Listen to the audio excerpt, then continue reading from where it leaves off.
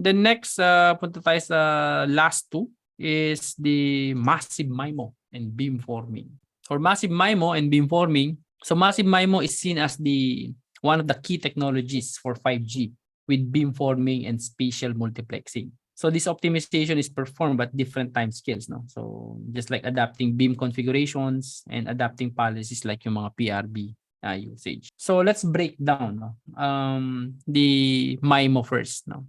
So when we say massive MIMO, so there are two terms, so massive and MIMO.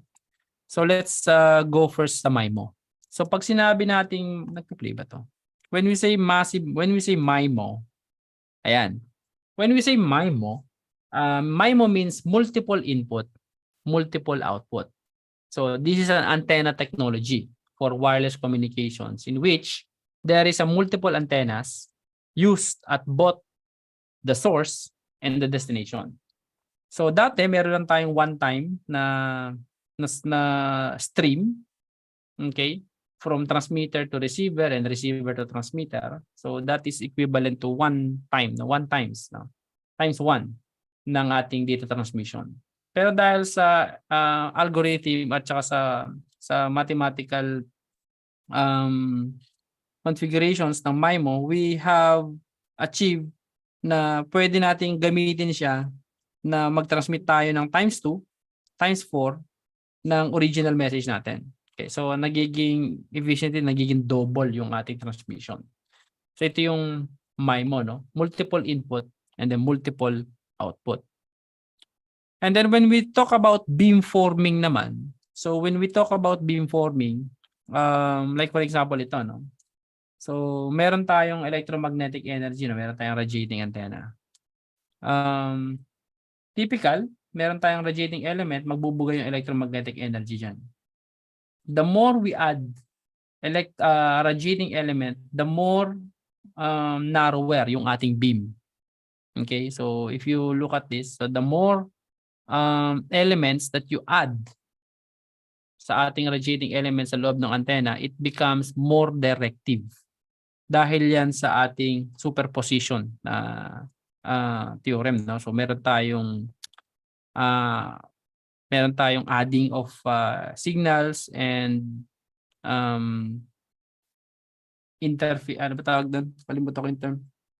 Constructive interference and destructive interference. So let me just show you one example para mas ma-visualize nyo. Bakit, sir?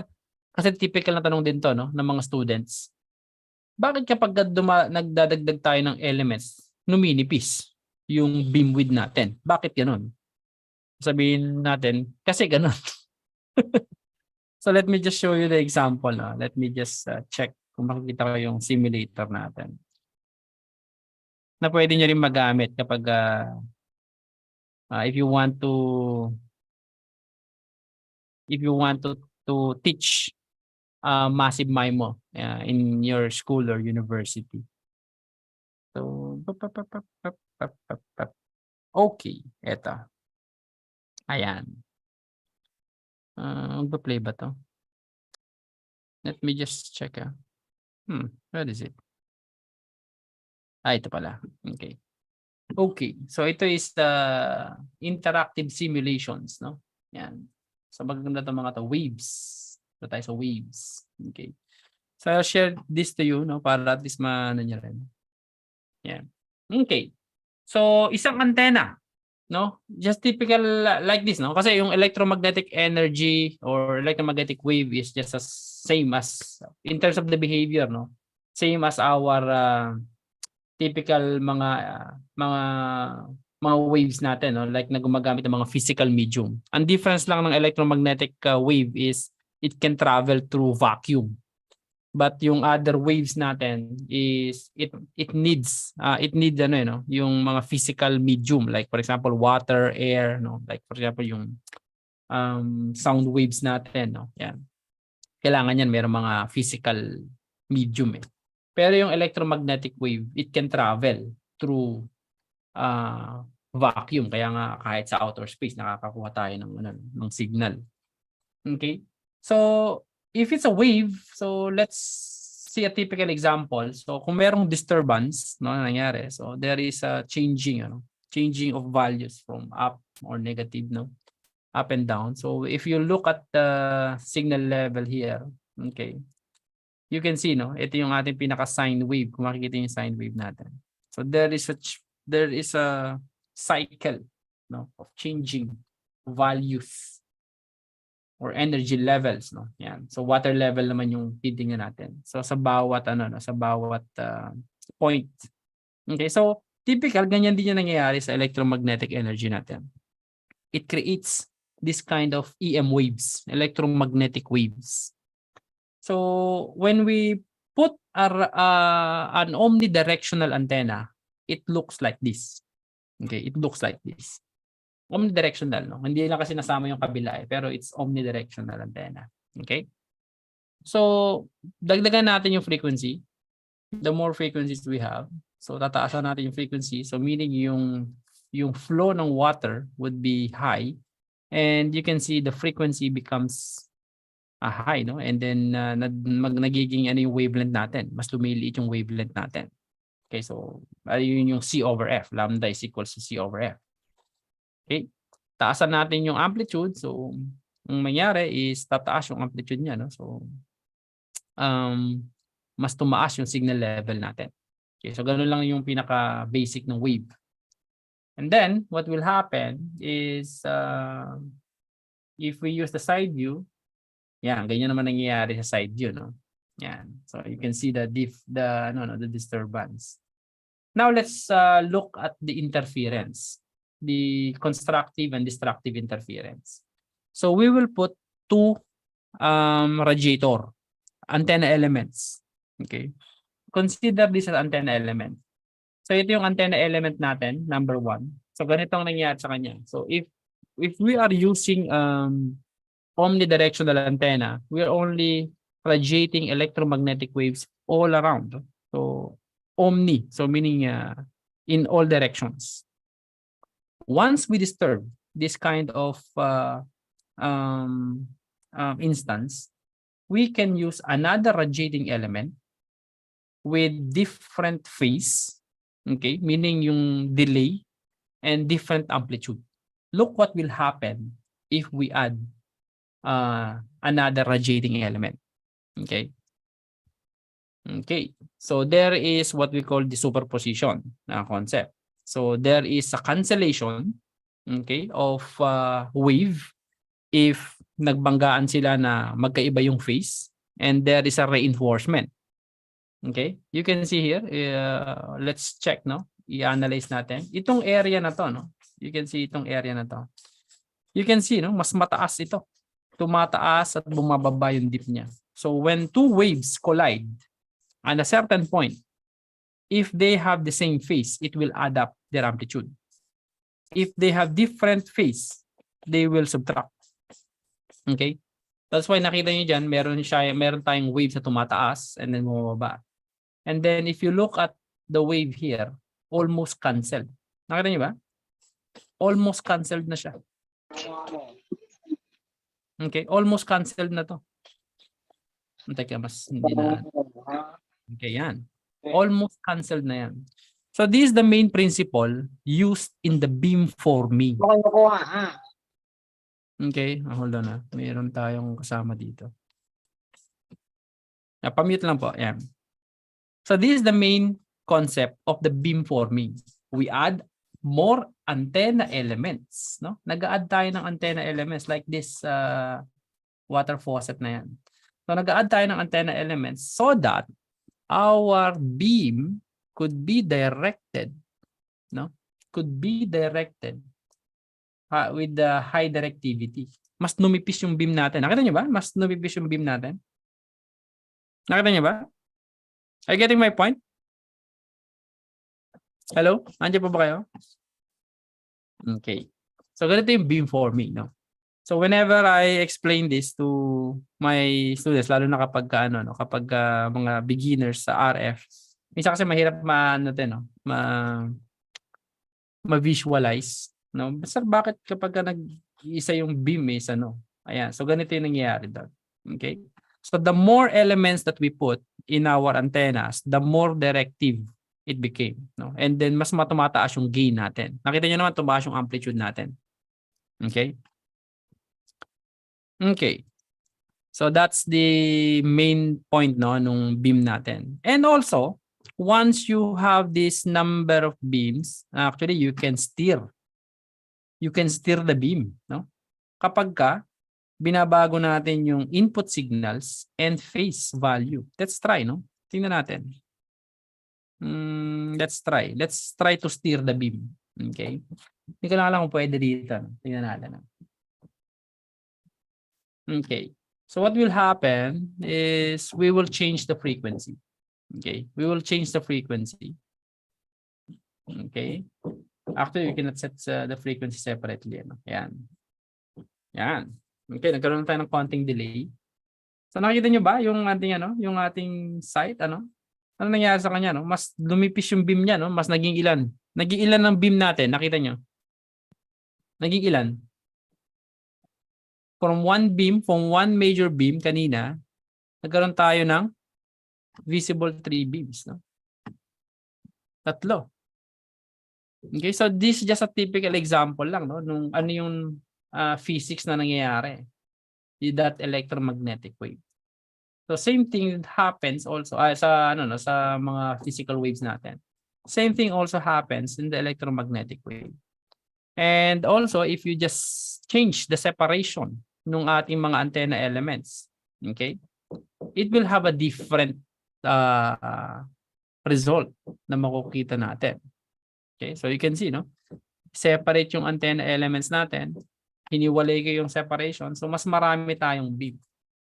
Okay? Kita niyo ba? So ganyan yung nagiging effect niya, no? Okay? So you can use this simulation. It's a good tool for your students to visualize especially electromagnetic energy which is invisible to everybody. Okay? Okay, so this is what the basics of antenna. Okay? Yan. So ganun yung ginagawa natin. No? So you can steer the beam. Okay, and then you can also 2 input signals and then delay, put some delay in one input signal, put some delay in one input signal. You can have this kind of combination.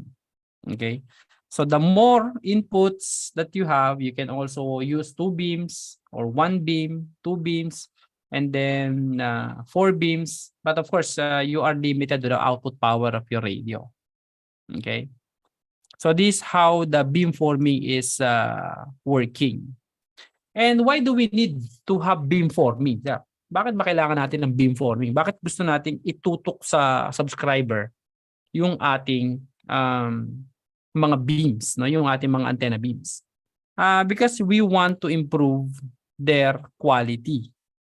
Okay, the signal quality, the signal level and the signal quality, which is very important lalo na if we are, for example, downloading or watching some videos online. So we need a high quality and high signal level na cellular service, no?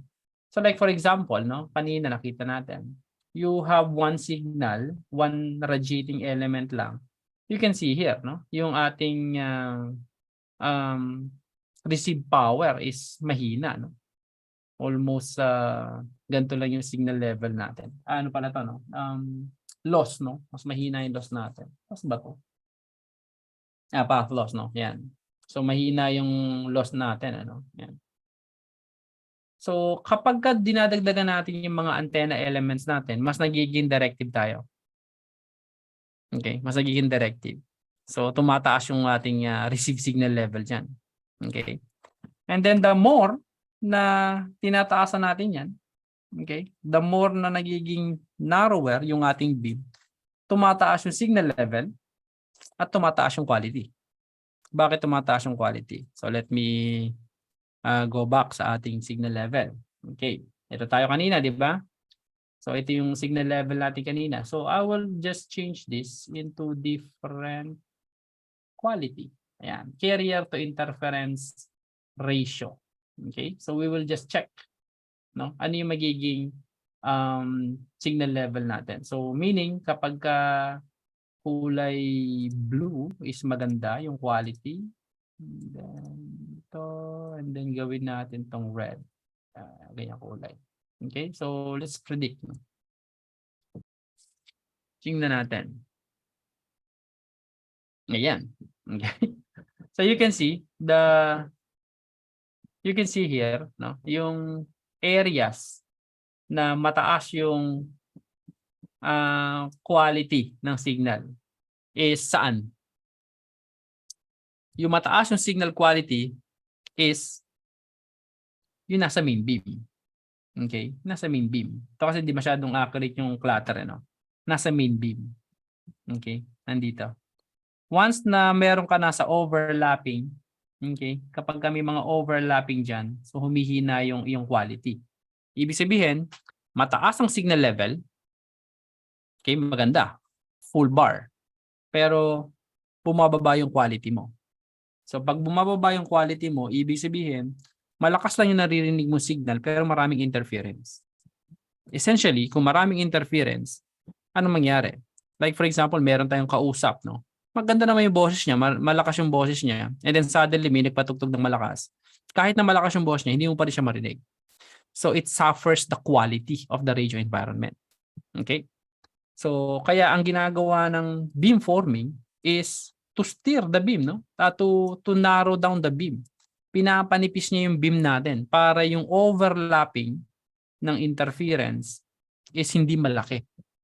So naiiwasan natin we avoid the overlapping of coverage. Once the overlapping of coverage is avoided, tumataas yung quality natin. Okay? So remember yung formula ng signal to interference ratio.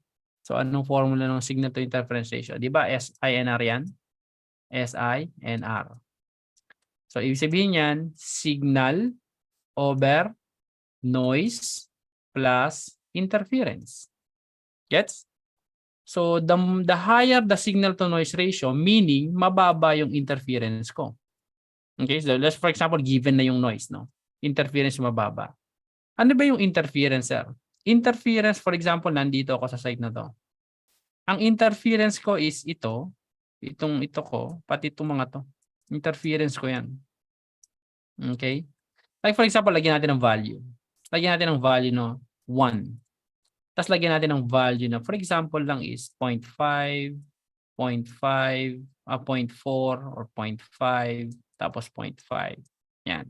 So ika-calculate mo yan mathematically, meron kang 1 over yung noise like for example is 0.5 na lang natin. 0.5 plus 0.5, okay, plus 0.5, okay. So ganun ang mangyayari diyan, ano?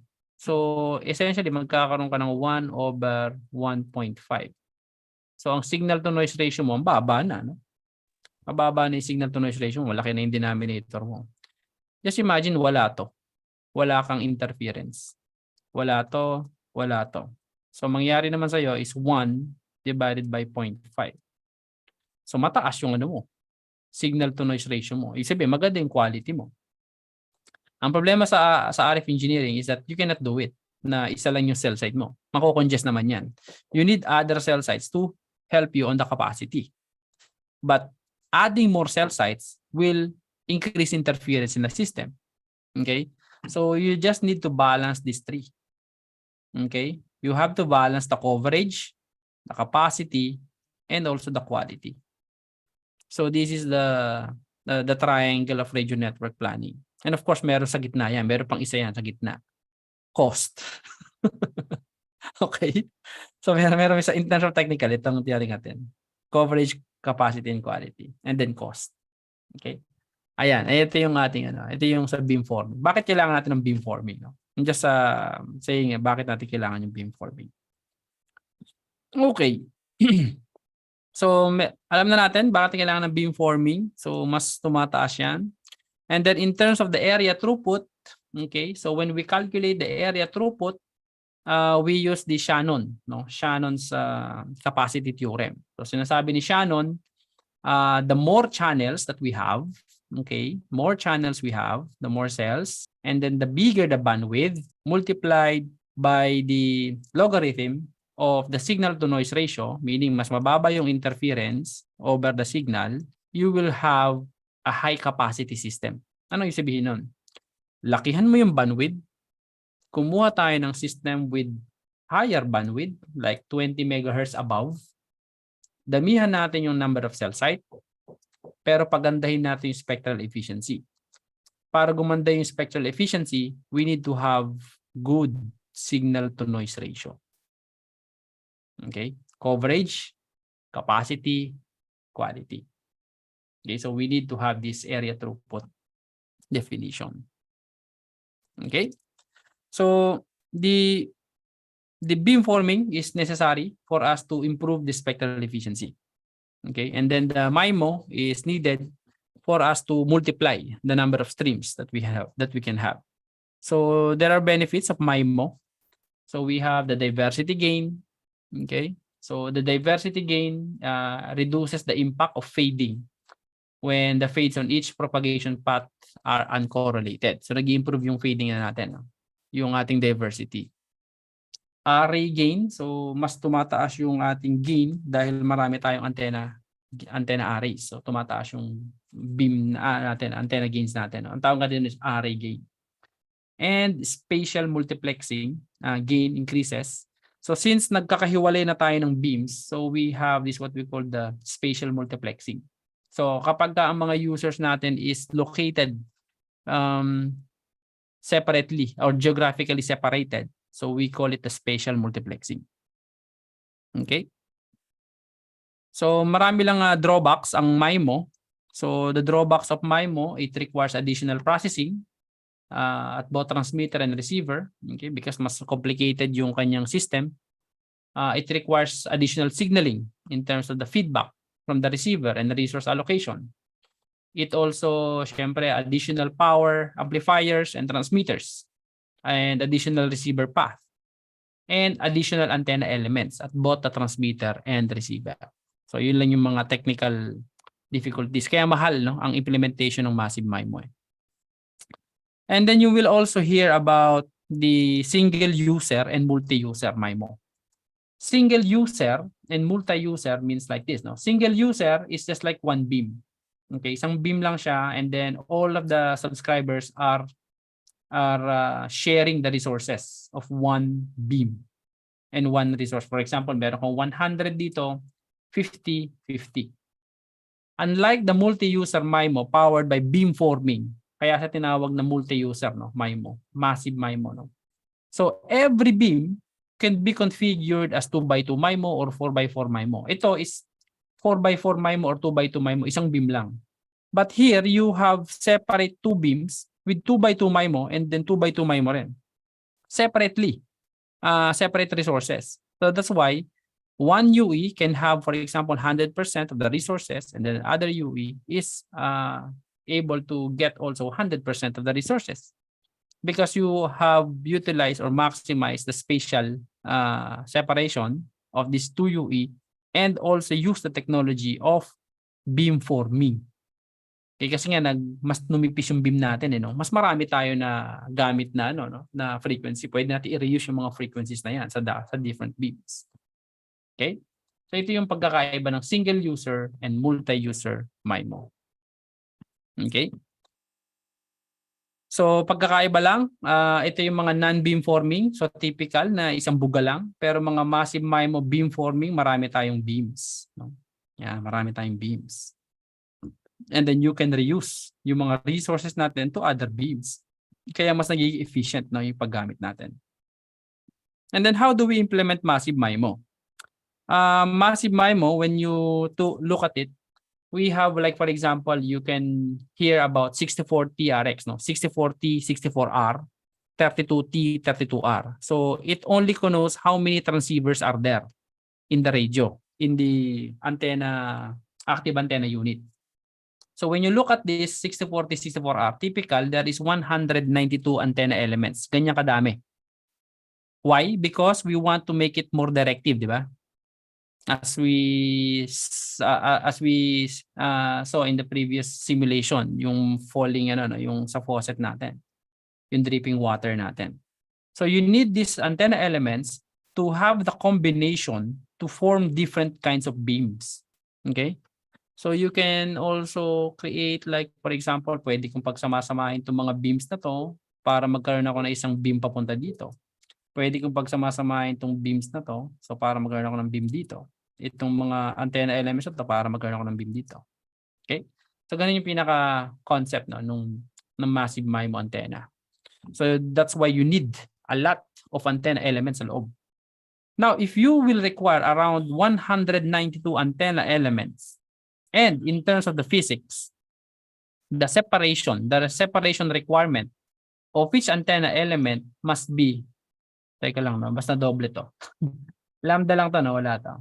Lambda over 2. Okay? Lambda, the wavelength, no? Half the wavelength. Ang separation dapat niyan. If we use, for example, 900 megahertz, it is also possible to implement massive MIMO in 900 megahertz. Technically possible, but not practical. Why? Because the physical dimension of your antenna will become large.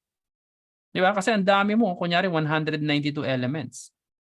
And then just imagine, 192 and then ano yung magiging separation nito? Lalaki yung separation natin ng antenna elements, lalaki yung antenna natin. And then it will become a big door sa taas ng antenna ng tower mo, no? Unlike this, if we are using 3.5 gigahertz, ang ating size ng antenna is 60 centimeter. Ang ano no, parang isang braso lang ang laki. So ganun lang kalaki, no? So very practical to install in our towers. Are you getting my point? Pagdating sa massive MIMO? Are you still there? Okay. Somewhat. Okay. So meaning, like for example, ito is C over F, di ba? 3 times 10 to the 8 meter per second. Okay, meter per second.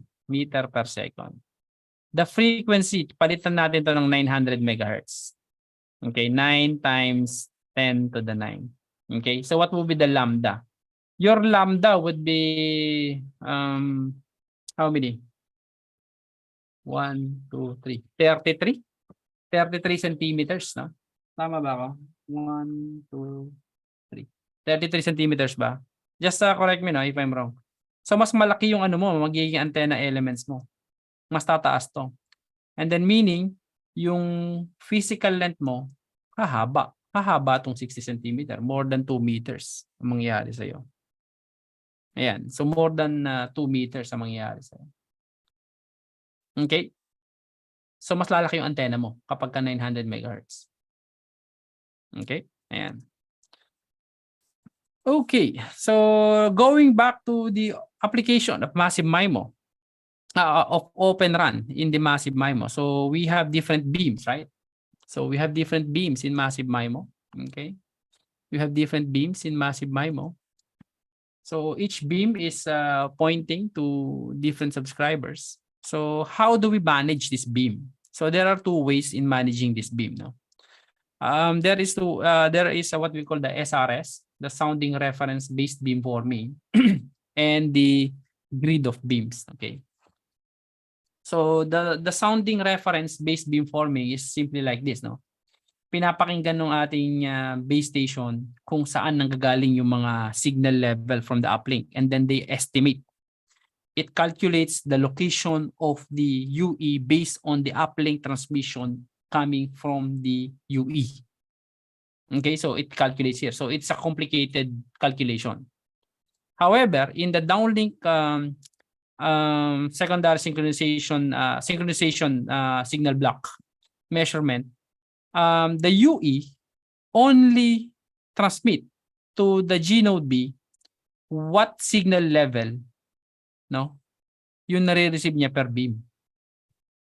And then the system decides, okay, so this is the highest beam, so meaning you are located near to this beam, so you just come into this beam. Okay, so ganun ang beam forming, no, sa grid of beams. But the mobility, so like for example, the users are moving in a vehicle, so high mobility users are affected by this rapid change in RSRP, the reference signal reference power, and could be victims of the ping pong effect or the beam failure. So there could be a change in beam, and then the drop, and it will have a drop call, di ba? So what happens here is that in the Open RAN system, what will happen is there are three main use cases. No? First is the non-real-time beamforming optimization. Okay, so what will happen here? The network will identify the locations, concentrations of the subscribers. Okay, once it is located, there's a data collection that will be feed to the non-real-time rake and SMO, and then there will be a model training and then beamforming optimization. So meaning, once I identified the concentration of the users, I will give a beamforming configuration to the near real-time to the massive MIMO base station to steer the beam on that locations. So ito yung ating non-real-time beamforming optimization that is coming from the non-real-time rake directly. Okay. Next is the near real-time beam-based mobility robustness optimization. Okay, so in an example like there are two massive MIMO base station, and then the subscriber is located in between. Okay, so this one is being fed, no, papunta sa non-real-time rake. Okay, and then model training, check the parameters, the RSRP level, okay, of each UE, and then bring down the policy to the near real-time rake. And then the near real-time rake will also measure the measurement report. And then from this point, the near real-time rake will give the base station configuration. Like for example, the threshold, the parameters in which massive MIMO beam should the UE will come. Okay, para makapag-decide siya. Saan ba ako pupunta, sir? Dito ba o dito? So the near real-time rake will give this base station configuration so that the UE will know which beam, no, saan siya pupunta kung siya ay nasa pagitan ng dalawang massive MIMO base station. So ang tawag natin doon is near real-time beam-based mobility robustness optimization. Next, we also have this what we call the near real-time rake beam selection optimized function or BSO. So dito is inter base station. This one is intra. Meaning, marami tayong base beam, di ba, sa isang massive MIMO. So what will happen is that the UE will be optimized to stay or to hand over to another beam or move from one beam to another using this different configuration brought by the near real-time rake. Siyempre, galing niya kay non-real-time rake for model training. Okay, so there's a data collection. So meaning, if there are a lot of data that shows, like for example, beam mobility management, beam mobility failure in this area. So the artificial intelligence here will give the policy. Like for example, if signal level is like this, the UE must retain in this kind of beam. Or like for example, if one beam is being is getting congested, put the UE into other beam.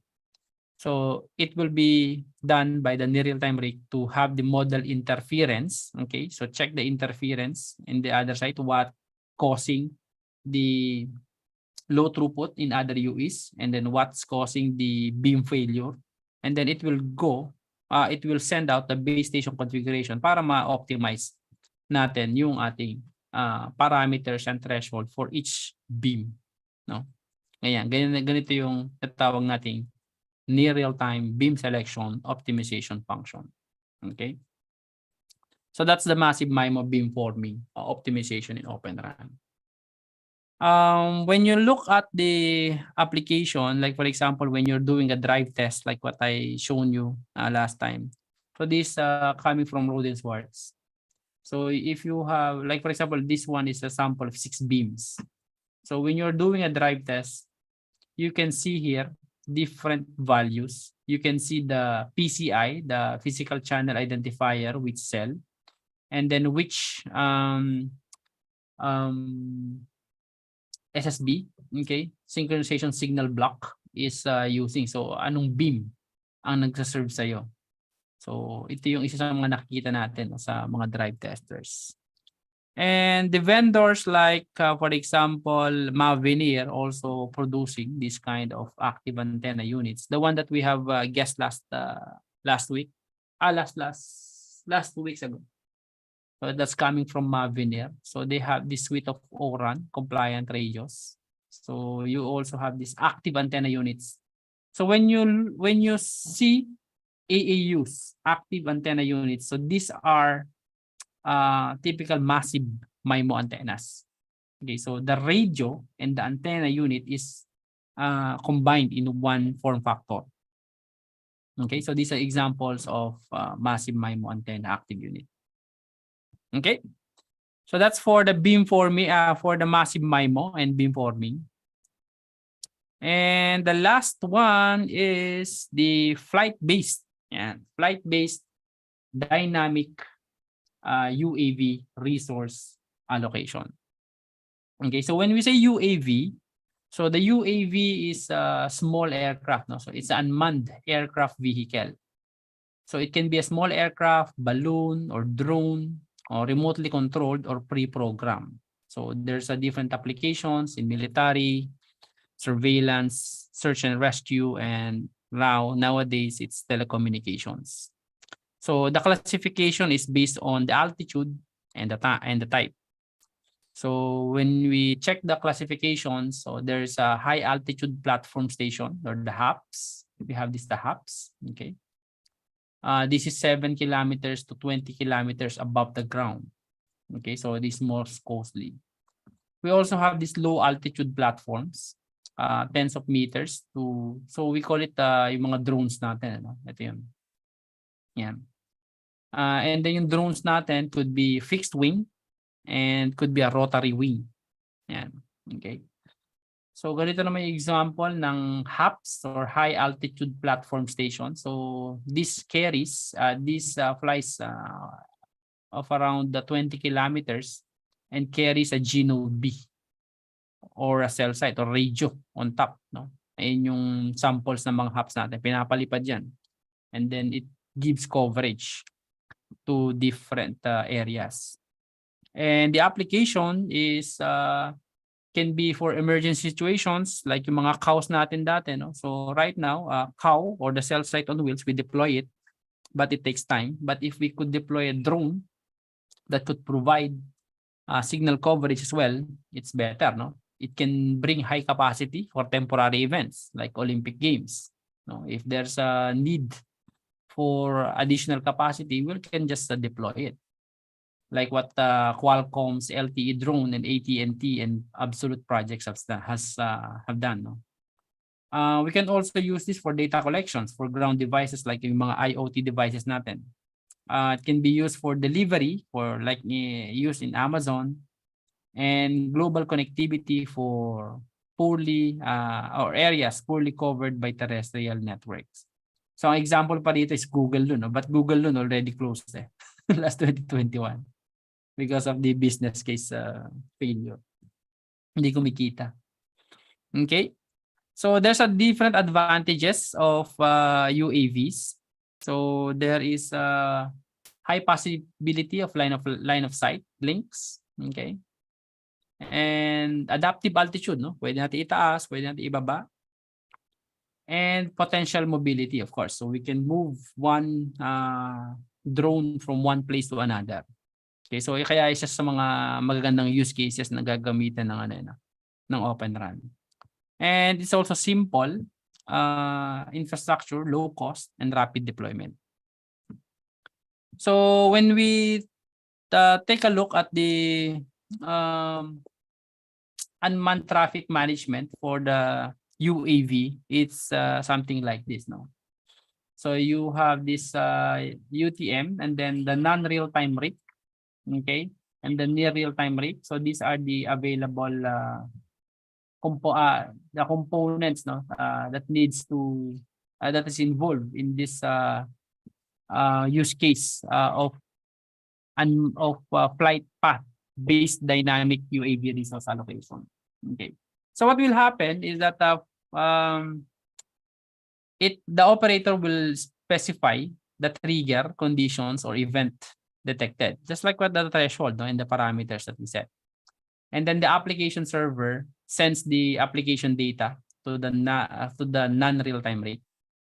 And then the non-real-time rig will deploy the AI ML models in the near real-time rig via O1, or the non-real-time rig assigns update model for the near real-time rig via A1.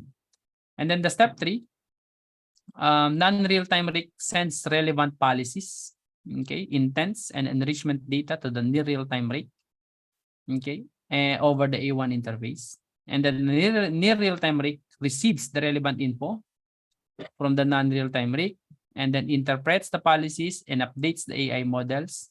And then the near real-time rig converts the policies to specific configuration parameter commands.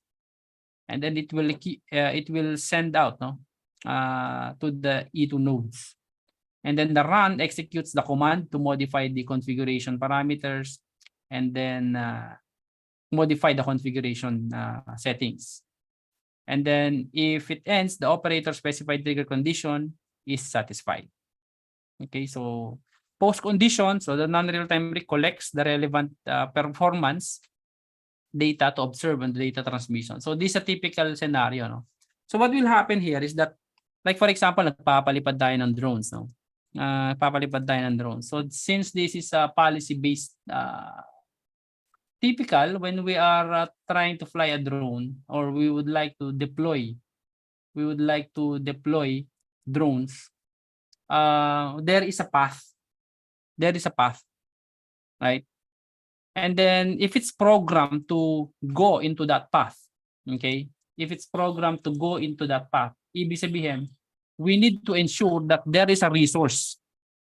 There is a resource allocated for that drone. Because if the site has become congested, okay? If the site has become congested and the drone cannot get resource to that specific cell, mawawala yung drone natin. Baka mamaya bumaba lang yung drone natin, hindi makarating. So what we do, there is a flight path, no, based plan. Okay, so pinaplano natin yung path ng drone. Like for example, no, ito yung ating area, no. Yan, ito yung ating area.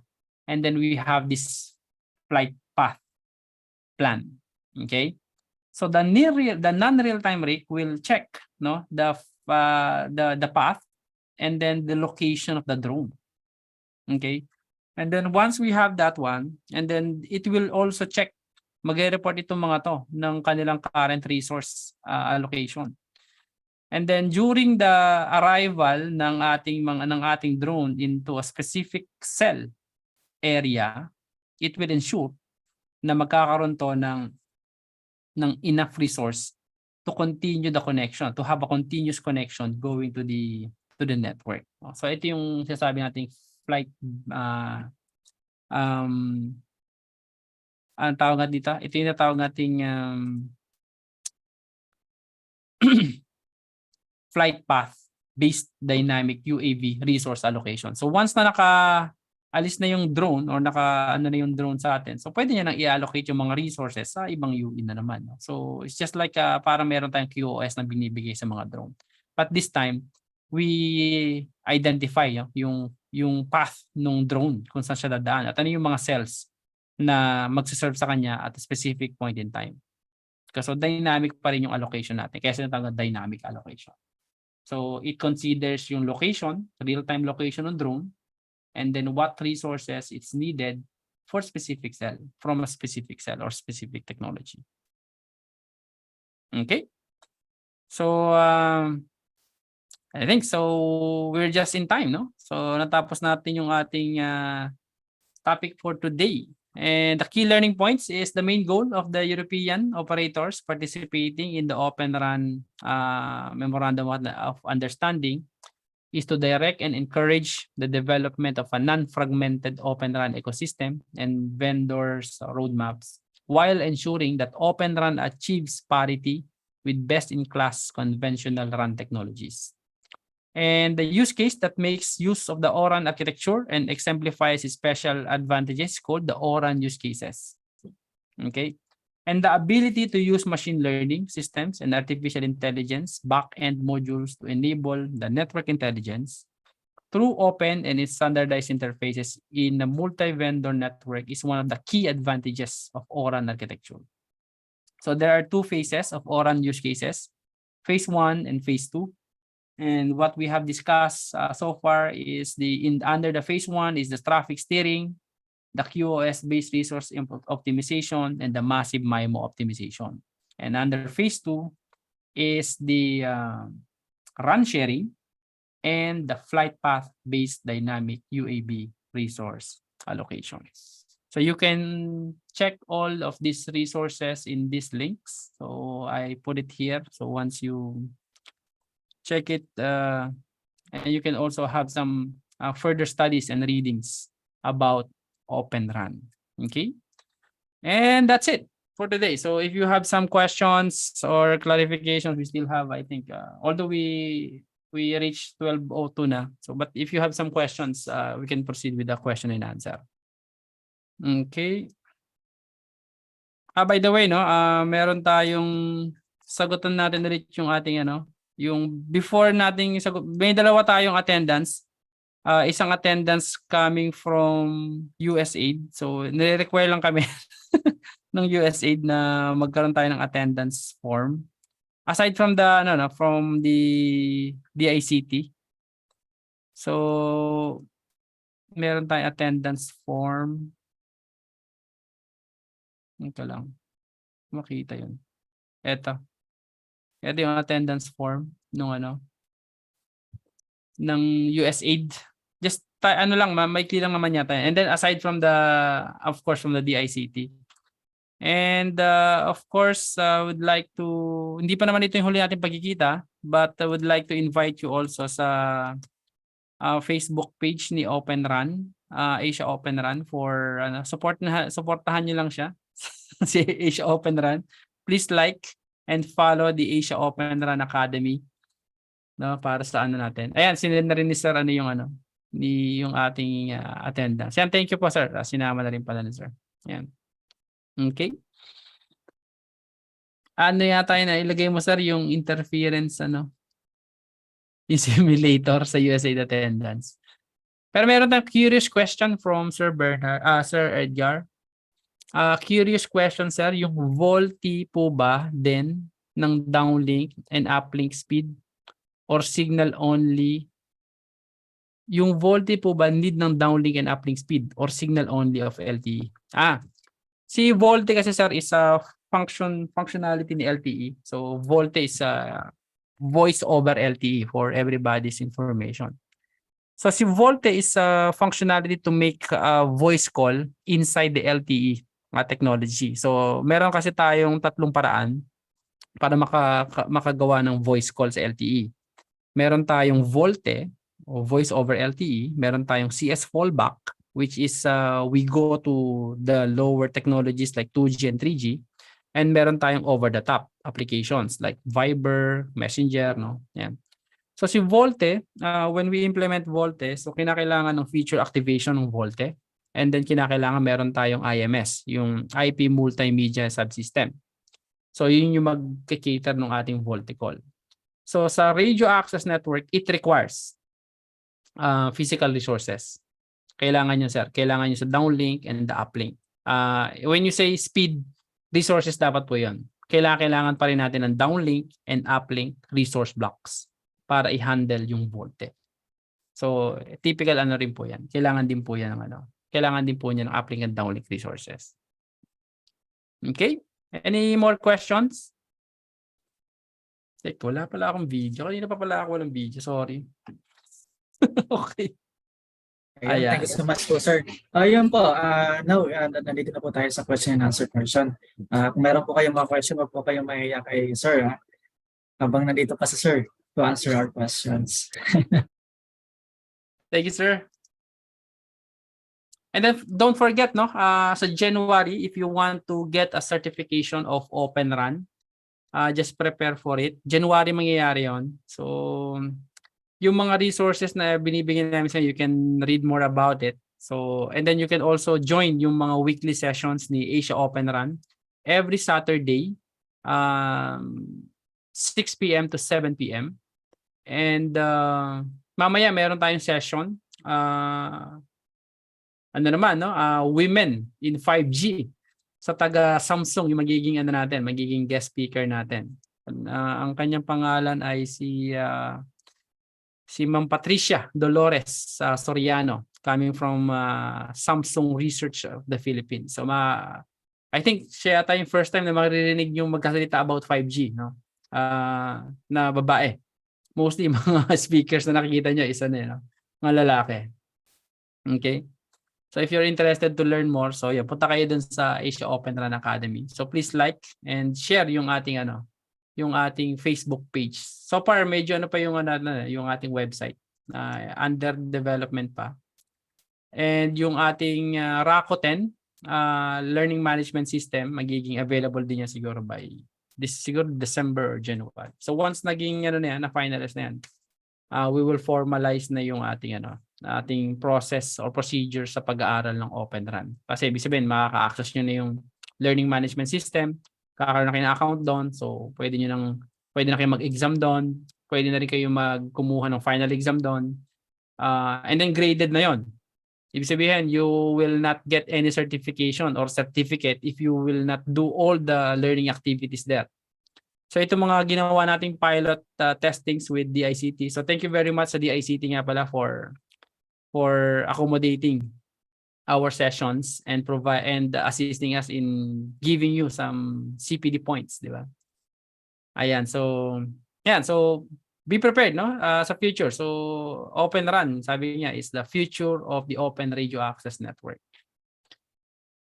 Ito, tanong ni Sir Benjamin, if incoming application data is requiring a latency ranging from 0.95 second to 1.5 seconds or approximately 1 second, does it mean the system could have a constant ping-pong effect between the R apps and the X app, or the A1 interface very busy? And in that case, could there be no damage to the equipment if that's the case? I mean, when the latency required is greatly available. Yung naman kasi sir, yung X app is although less than 1 second, but most of our X apps are performing, some of the controls are in the 10 milliseconds range. So they can handle this kasi yung 0.95 seconds laki pa yan, di ba? 950 milliseconds pa yan.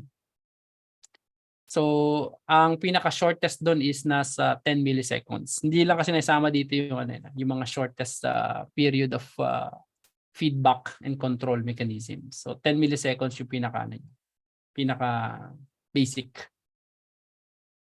Okay po. Okay.